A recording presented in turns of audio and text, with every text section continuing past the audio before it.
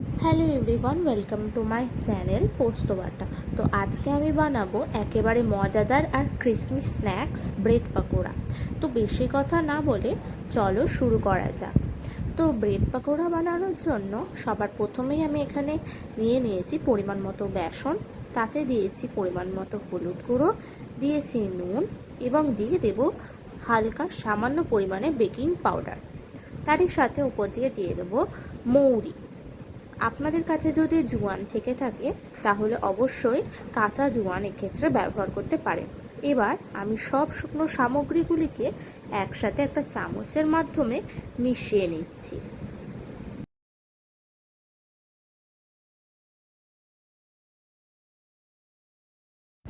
সব শুকনো উপকরণগুলিকে একসাথে মিশিয়ে নেওয়ার পরে এখানে আমি অল্প অল্প জল দিয়ে একটা ব্যাটার তৈরি করে নেব। তো আমি প্রথম ধাপে একদম সামান্য জল দিয়েছিলাম এবং এরকম করে আমি অল্প অল্প জল দিয়ে একটা সুন্দর পাতলা একটা ব্যাটার তৈরি করে নেব। আপনারা নিশ্চয়ই দেখতে পাচ্ছেন যে আমি এখানে ব্যাটারটা কতটা পাতলা রেখেছি। তো এইবার আমি একটা প্যানে নিয়ে নেব পরিমাণ মতো সাদা তেল এবং তেলটা গরম হতেই আমি এখানে দিয়ে দেবো পরিমাণ মতো গোটা জিরেটা দিয়ে আমি ভালো করে হালকা হাতে নাড়াচাড়া করে নেব এবং তারপরেই আমি একে একে দিয়ে দেব আদা কুচি এবং কাঁচা লঙ্কা কুচি। এখানে আপনারা আপনাদের ঝাল অনুসারে বা কতটা পরিমাণে আপনারা ঝাল খেতে পছন্দ করেন সেই অনুসারে কিন্তু আপনারা কাঁচা লঙ্কাটা ব্যবহার করবেন। তো এখানে আমি কাঁচা লঙ্কাগুলোকে দিয়ে ভালো করে আবারও নাড়াচাড়া করে নিচ্ছি এবং গ্যাসের ফ্লেমটাকে প্রায় লো টু মিডিয়াম ফ্লেমে আমি রেখেছি।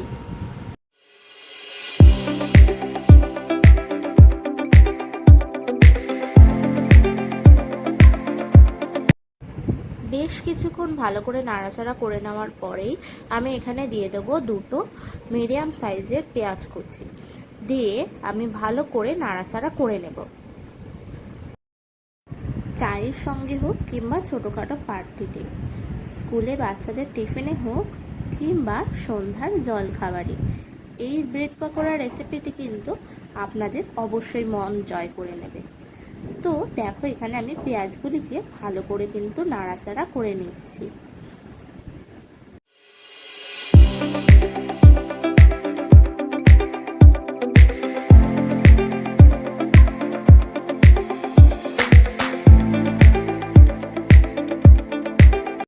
পেঁয়াজগুলি এরকম ব্রাউন হয়ে আসলে এখানে আমি দিয়ে দেব আগে থেকে সিদ্ধ করে রাখা আলু এবং আলুগুলিকে কিন্তু আমি একটা গ্রেটারের সাহায্যে গ্রেট করে নিয়েছি।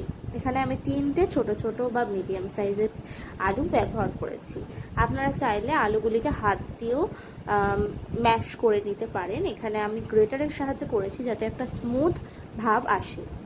আলুটাকে দিয়ে আমি এর উপর দিয়ে দেবো কিছু বেসিক মশলা। তো দিয়ে দিলাম হলুদ গুঁড়ো, দিয়ে দেব হালকা একটু কাশ্মীরি লাল লঙ্কার গুঁড়ো আর দিয়ে দেব গরম মশলা গুঁড়ো। আপনাদের কাছে যদি ধনে গুঁড়ো থাকে তাহলে অবশ্যই ধনে গুঁড়োটা কিন্তু দেবেন।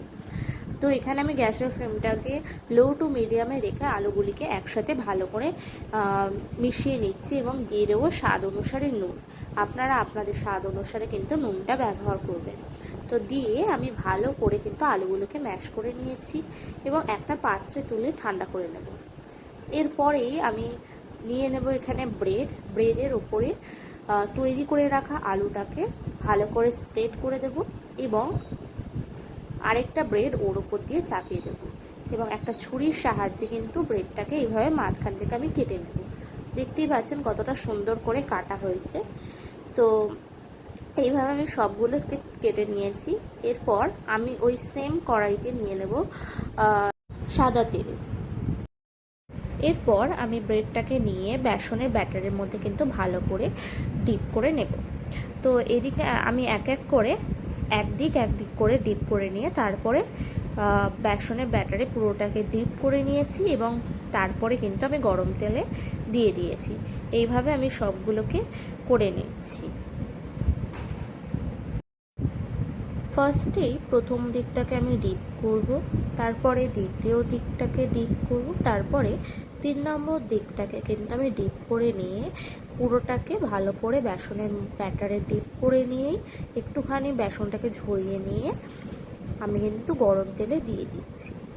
এরপর গ্যাসের ফ্লেমটাকে হাই রেখে আমি কিন্তু এগুলিকে এপিট ওপিট করে লাল লাল করে ভেজে নিয়ে তুলে নেব। এরপর গরম গরম সার্ভ করব ব্রেড পাকোড়া। তো রেসিপিটি আপনাদের কেমন লাগলো অবশ্যই জানাবেন, ভালো লাগলে অবশ্যই সাবস্ক্রাইব